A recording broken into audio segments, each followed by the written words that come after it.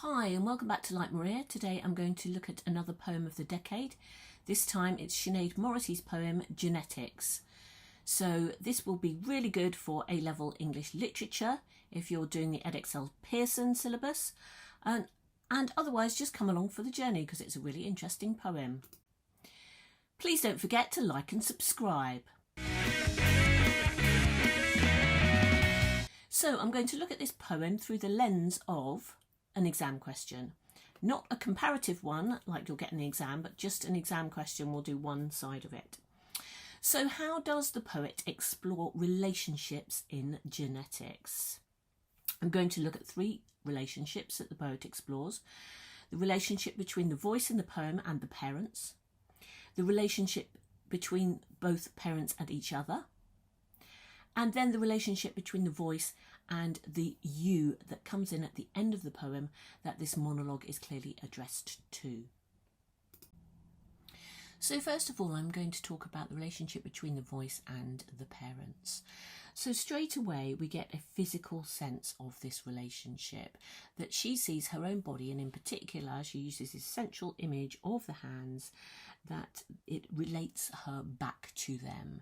She talks in the final stanza about bequeathing fingers and bequeathing palms to the next generation, and she clearly feels here that she has been bequeathed her father's fingers and her mother's palms. And I think this is a positive relationship here. She looks at them with pleasure. She is delighted that she is able to still see them in her and still have them with her constantly. And I think that this is a recognition that they have created her identity for her. Of course, our hands are particularly identifiable by fingerprints.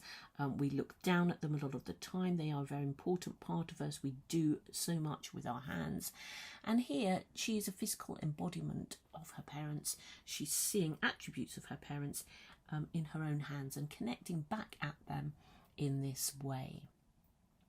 I think here Morrisey's choice of the villanelle form, this very strict fixed form with the repetition of the rhymes palms, hands, lands, palms, hands, all throughout the poem, is recognising that this is a kind of fixed relationship, that whatever happens to the parents, the child is the produce of their relationship and their interweaving together. And it's the same as this poem. This poem is structured with interweaving lines, with repetition. The villanelle was originally a dance form, and you can imagine people moving together. It was a ballad-like form, kind of dealing with the stories of life perhaps, and the dance of life even, we could extend it to that. And she says here, she's kind of got a yearning to know more about her parents. She says, at least I know their marriage by my hands. I have evidence here. I am the evidence of their marriage. And she is kind of recreating the marriage that perhaps she doesn't know about or has dissolved now, and as they've become separate people, she's craving knowledge of that and kind of reproduction of her identity here in the physicality of the poem on the paper, in the same way that she feels that she is a reproduction of their identity with her hands. So I think here she's reaching out to make a relationship with her parents by writing this poem and having the comfort of the poem here. She can look at the poem with pleasure, she can speak the poem with pleasure. This is her connecting back to her parents.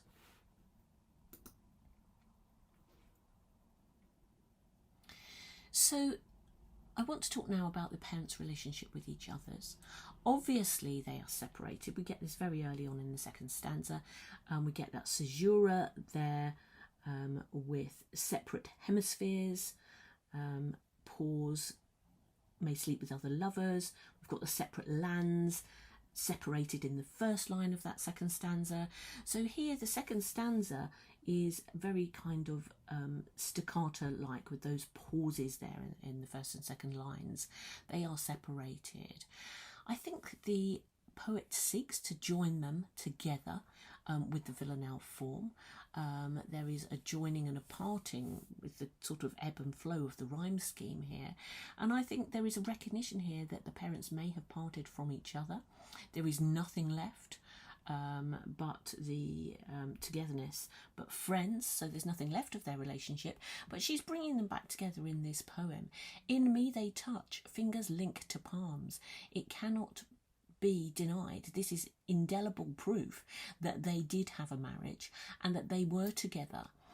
She uses that phrase marriage register, which is a written document, which I think again points to the fact that she here is kind of creating the marriage register in this poetry, in this words that the voice in the poem is speaking, that she is therefore ratifying the marriage in a different way, not in the way of the physical marriage register and the legal document, but there is a more emotional, spiritual marriage register which is here in the poetry. And this is from the past, this relationship, but the parents' relationship is still active in the eyes of the voice in the poem because she is creating it here. So although they may have been repelled, and that's quite a strong word, like using the terminology again of science of magnetic, two magnets repelling each other, they might have separated, but they have come together with her, and that cannot be changed. So I think here the exploration of relationships, if we go back to the essay question, is very much the different types of relationships, the relationships according to legal, emotional, the differences between these, and the different viewpoints on relationships, that even though a marriage or relationship may have finished, it is still, those people are still together in other ways in life. The last relationship I'd like to talk about today is the relationship between the voice and you that is introduced at the end of the poem. The pronoun you here comes in that first line of the final stanza. Until then, the reader is not aware that there is an internal audience for this poem. So this makes it really a dramatic monologue being spoken in front of an audience, and this you is being addressed. And being addressed quite sternly, it was quite assertively, with these imperatives. So take me, take up. There is a plea here. I want you to do what my parents did. I want to do it with you. She talks about mirroring in bodies of the future, and this fixes our mind back onto the villanelle form, which is after all about mirroring and repetition. It takes us back in that line, my fingers and your palms. I'll bequeath my fingers if you bequeath your palms. That's very reflective of the first line of the poem. So just as the poetry mirrors lines throughout, she wants to be mirroring bodies of the future and continuing this villanelle, continuing what she sees as a type of poetry into the future by producing children. I think it's very interesting here how the poet moves from I to we. The poet is, or the voice in the poem is moving on a journey throughout this poem. She begins in a very philosophical tone regarding her hands and thinking about the relationships, but then she is quite adamant at the end. We know our parents make us by our hands. The present tense there, make us. In the first stanza, it's my parents made me, but now we've moved to the present tense. And these assertive imperatives, take me, take up the skin. This is a real plea. If you do this, I'll do this, to move on to the next stage of life. She has been philosophical and now she wants action. She's in the present tense. We know our parents make us by our hands. The use of those plural pronouns, first person pronouns, we and us, joining together with another person in order to progress to this next stage of life. So there we have the three relationships. I'm going to go on now to talk a little bit about poetic technique on the next slide. I just want to reflect on how the poet does this. I've mentioned all these things in the previous discussion, but I just want to pull them out.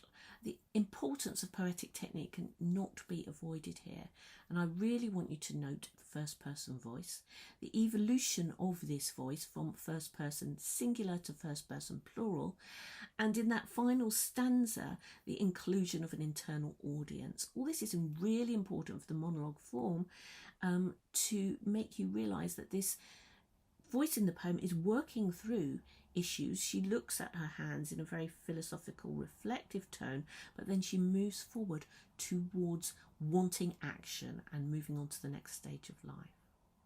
I've talked extensively about the villanelle form. Please do go away and look that up. It's really important that you understand the interweaving of these lines and the technicalities of the response so you can make useful comments about that. I think key here is the idea of the repetition and the cyclical nature of the villanelle, reflecting the dance of life, but also reflecting the interweaving of lives, the looking back at the past and looking forward to new creation. This, of course, is all achieved by the central physical image of the hands, which are key here. The poet talks about actually looking at the hands and reenacting certain things. There is a childish naivety to this, which then dies out with the more adult moving towards the skin's demands, and the culmination of the relationship and the realisation that she wants to move forward. So that central image of the hands is really important, the joining together of things. I would say that this poem is really important in the same way that the poet reflects on the hands and is able to see the previous marriage and look forward to a marriage producing children. Here she is looking back and forward in the same way in the poem, in the same way that the hands do. So the poem itself kind of becomes the document of these relationships. So here I've just popped up a short paragraph that could serve as an introduction to this essay. I'm going to read it out, follow through with me, and it might be a springboard for you to start your own writing about this poem. Morrisey explores the idea that children are the real custodians of their parents' relationship and can pass on this precious role to the next generation.